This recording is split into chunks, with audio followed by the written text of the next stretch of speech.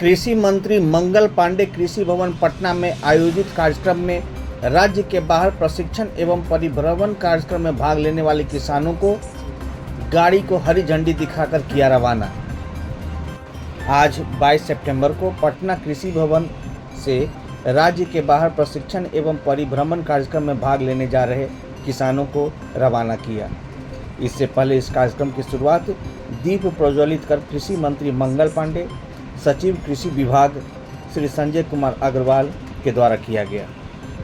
इस अवसर पर कृषि मंत्री मंगल पांडे ने अपने संबोधन में कहा कि बिहार के किसानों को देश के कृषि से संबंधित प्रतिष्ठित संस्थानों में आत्म योजना के माध्यम से प्रशिक्षण एवं परिभ्रमण कराने का मुख्य उद्देश्य किसानों को कृषि एवं संबद्ध क्षेत्रों में हो रहे नवाचार कार्यों के बारे में अवगत कराना है।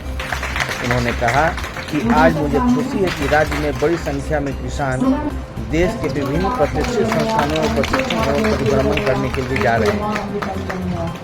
किसानों को प्रशिक्षण दिलाने का मुख्य उद्देश्य उनके कार्यक्रम में किए जा रहे कार्यों के बारे में नई जानकारियों से अवगत कराया जाना है। हमारे किसान भाई विभिन्न क्षेत्रों में जाएंगे और वहां से सीख करके आएंगे। हमारा बिहार कृषि में काफी आगे रहा है और कृषि प्रधान राज्य है। हमारे राज्य में भी कई जगह से लोग आते हैं और कृषि के बारे में सीख करके जाते हैं। और हमारे राज्य में भी अंतर जिला मतलब एक जिले से दूसरे जिले में किसान सीखने जा रहे हैं। नालंदा जिले में चंडी सेंटर ऑफ एक्सीलेंस और देशरी चंडी सेंटर ऑफ एक्सीलेंस में हम लोग विभिन्न जिलों के किसानों को लेकर के आते हैं और उनको वहां पर जो किसानी की नई तकनीक उसके बारे में बताया जाता है। आज जो शुरुआत हो रही है उसके माध्यम से हम लोग किसानों को ऐसी तकनीक के बारे में, ऐसी फसलों के बारे में बताने जा रहे हैं जो हमारे राज्य में भी हो सकती है और हमारे किसान भी कर सकते हैं। आज सबसे पहले आत्मा योजना के अंतर्गत राज्य के बाहर प्रशिक्षण और परिभ्रमण के कार्यक्रम में जाने वाले सभी किसान बंधुओं को अपनी ओर से हार्दिक बधाई और शुभकामनाएं देता हूँ। आप प्रशिक्षण और परिभ्रमण के कार्यक्रम में जा रहे हैं। आप सब निश्चित रूप से और बेहतर होकर उधर से आएंगे, बेहतर जानकारियां लेके उधर से आएंगे, बेहतर समझदारी लेके आएंगे और कुछ नई चीज सीख के आएंगे, देख के आएंगे, समझ के आएंगे और जो देख के, सीख के, समझ के आएंगे उसको फिर अपना बनाने की कोशिश करेंगे। देखना मतलब केवल परिभ्रमण में जाके कुछ चीजों को देख लिया ऐसा नहीं, उसमें से क्या चीजें ऐसी हैं जो हमारे जमीन पे लागू करने से हमको लाभ पहुंचाने वाली है, ये माइंडसेट भी रहना चाहिए। कुल मिला के इस कार्यक्रम का जो मकसद है, उद्देश्य है, वो बहुत साफ है कि हमारे बिहार के किसान बंधुओं की आमदनी कैसे बढ़े, आपके पॉकेट में कैसे अधिक से अधिक पैसा आए, बिहार के जीडीपी में कृषि का योगदान कैसे ज्यादा से ज्यादा हो। आज हम 14% पे यदि अभी हैं तो हम इसको और आगे कैसे बढ़ाएं। अभी पिछले कुछ वर्षों में बिहार का प्रति व्यक्ति औसत आय बढ़ा है।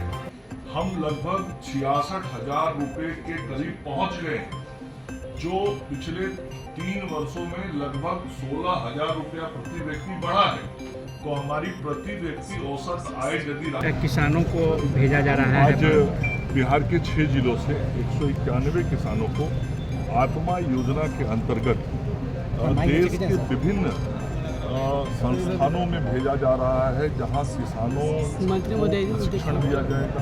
इधर भी देखिएगा इधर से थोड़ा।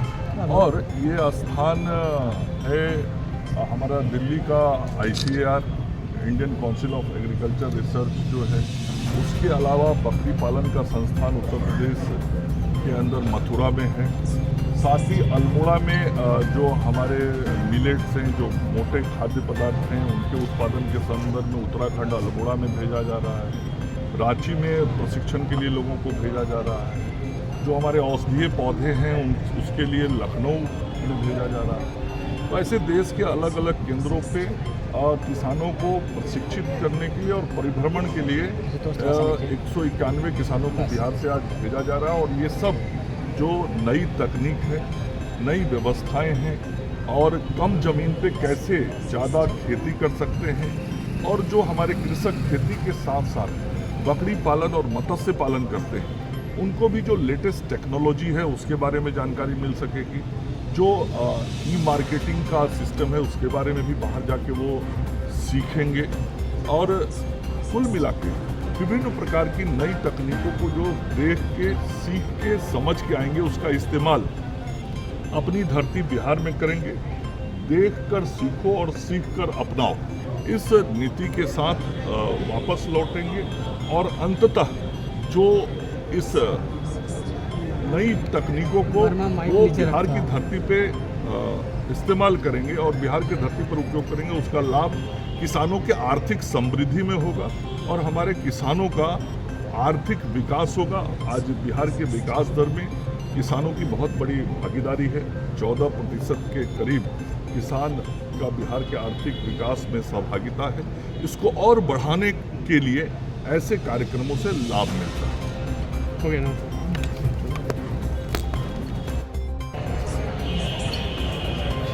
पिछले कैबिनेट में राज्य सरकार के द्वारा एक बहुत बड़ा निर्णय लिया गया है। उसमें निर्णय लिया गया कि किसानों को उनकी उपज का उचित मूल्य मिले। इसके लिए कृषि विभाग में एक मार्केटिंग डायरेक्टरेट बनाया जा रहा है, मतलब उसकी स्वीकृति मिल गई है।